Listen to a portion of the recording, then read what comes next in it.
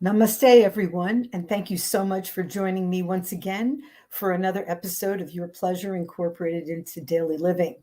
I am your host, Ellen Nicholas Rathbone, sensuality consultant, sex educator, and life coach.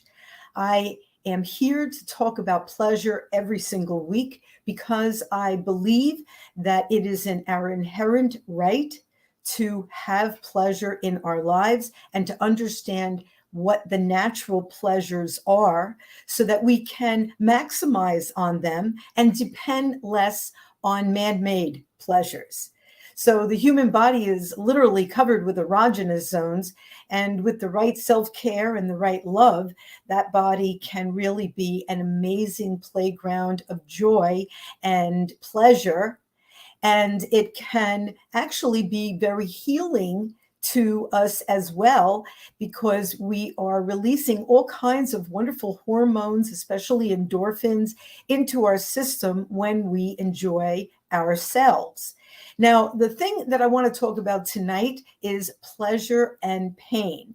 And these are two sensations that happen to us, and they are an interpretation by us throughout our lives. All right.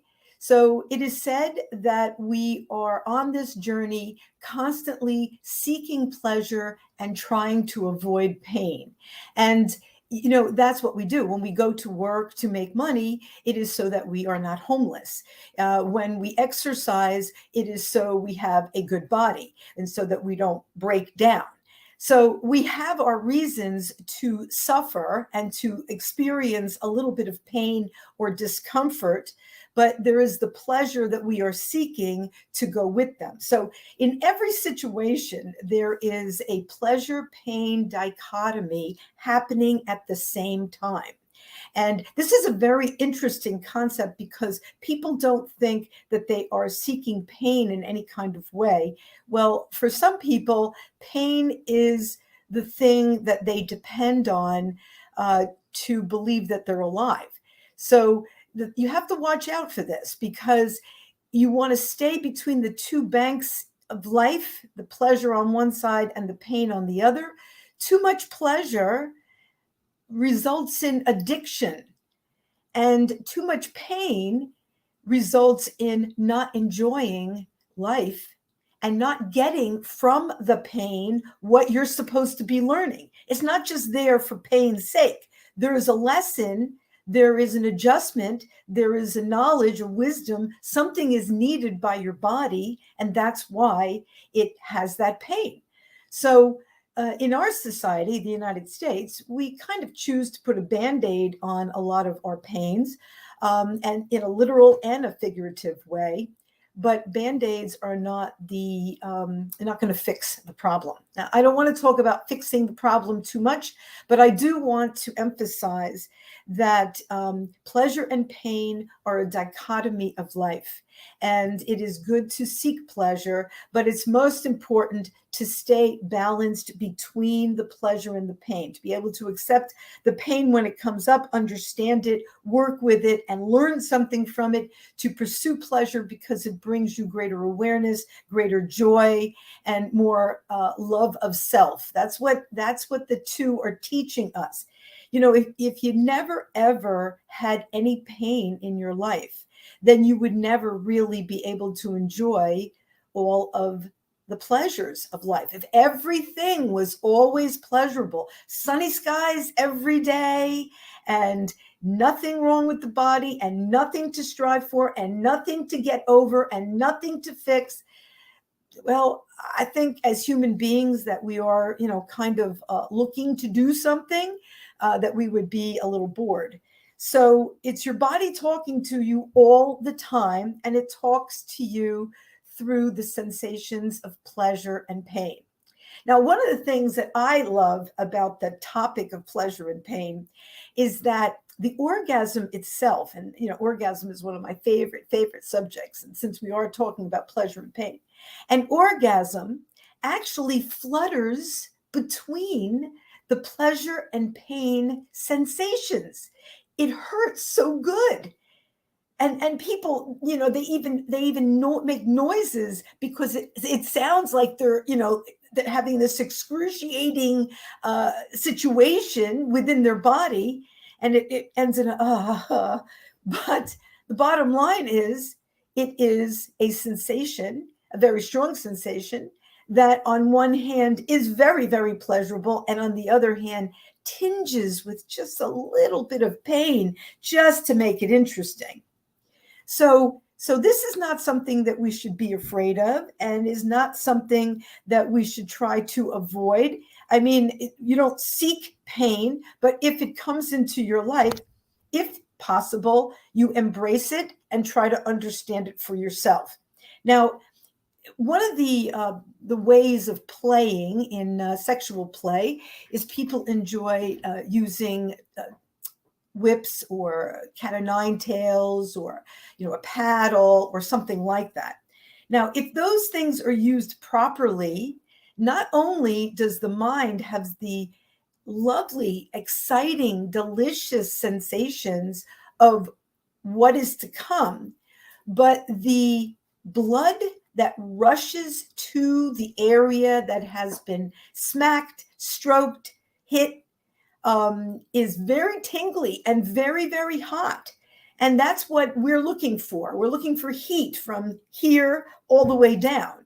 So this is something that, given the right attitude and the right care and knowledge about the subject, a good communication, so that if it's too much, the other person will be able to let the dominant know what's going on, that they should stop, or they should let up. It's not about hurting someone. It's about bringing just enough sensation that someone might call pain, but not really, to the surface to bring your attention there. And that is very, very exciting in itself as well. So pain has its place in our lives. It teaches us something about the pleasures that we love to bring into our lives. And talk another pleasure for so many people is eating. They love to eat. They love to stuff their face with as much food as they can, and as much different kinds of food, and food is great. But then the pain of that is the obesity that comes when you do not eat mindfully, or you're not paying attention to what you're eating. And I dare say that the people that eat very, very quickly and shovel food into their mouths and talk while they're eating and never really look at what they're eating, never really focus on the fact that this is just about to become part of your body, they don't really like food. If you really, really liked food, you would focus on it, and you would taste it, and you would take your time, and you'd say, oh my goodness, that's delicious. I love that. It's so fresh. It's so nice. It's so perfectly balanced. It's so creamy. It's so crunchy. You would feel it. You would enjoy it. But instead, people throw food in their mouth, go past the point of stuffness, of being stuffed, and then even get seconds, and then realize that they are overfed, and then have to deal with the repercussions of that. Because believe me, anytime you overdo anything to your temple, there's repercussions. So that, again, is the reason that we need the balance between pleasure and pain. They are necessary. They are two sides to the same coin. They are an important and real part of our lives, and they will always be there. They were there from the first smack when you first came out of your mother's body, and the doctor smacked you on the butt and got that first breath going, and they're going to be there until the last day. And one can only hope that the last day doesn't have any real pain to it. There's a necessity for both of them. One cannot exist without the other. And if you embrace and understand that, pain and pleasure can be two balanced, delightful sensations that teach you what your body needs, what is exciting to you. And believe me, being excited is important. And finding excitement, especially if you are in a monogamous relationship, is also very important, because we're not monogamous by nature. Humans are not monogamous by nature. I've said that many, many times. We've never shown ourselves to be monogamous. And the only reason that we pretend to be is because the institution of religion has made it that it's sinful to live outside of marriage. And now, it's so accepted for people to have babies without being married. So it's not such a big deal, but it has been a big deal, and it is stuck back in there in the psyche. So people get married for all the wrong reasons. But the bottom line is, once you're married, you have to work at keeping it exciting.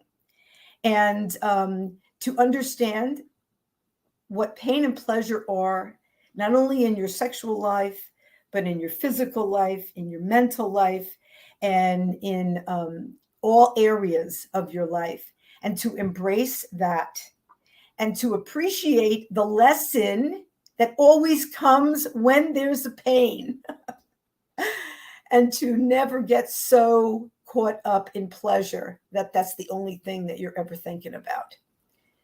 So I hope this was interesting for you, and a little bit of food for thought about being a human being in these United States and in this world today, where they're trying to make us into automatons, and they're trying to put chips in our skin, and they're trying to change our DNA, and they're trying all kinds of ways to make us less human and mess with our DNA. I, on the other hand, believe in the human's potential for pleasure from the top of your head to the soles of your feet. You are perfect just the way you are. Trust your body, enjoy your body, learn from your body. Pleasure and pain are there for a reason. Pay attention, stay balanced between them, and love yourself, because that's the most important thing. Self-love is the most important thing. From there springs all the other goodness. Anyway, please share this video with any friends or relatives or coworkers or anybody you think would appreciate the topic or could use the topic as an understanding, because I am really not allowed to advertise. And the only way that anyone is ever going to find me is through word of mouth. And in my opinion, word of mouth is the best advertisement anyway. So like me, follow me if you think that I have interesting topics. Join me when you can live, or just follow the page and check out the different things. I'm not selling anything, but I definitely do want you to hold on to the idea that you're perfect just the way you are, and a couple of tweaks here and there to maintain your humanity and appreciate your wonderful body. That's what I'm all about. Thank you so much for joining me for this episode of Your Pleasure Incorporated into Daily Living. Namaste, everybody.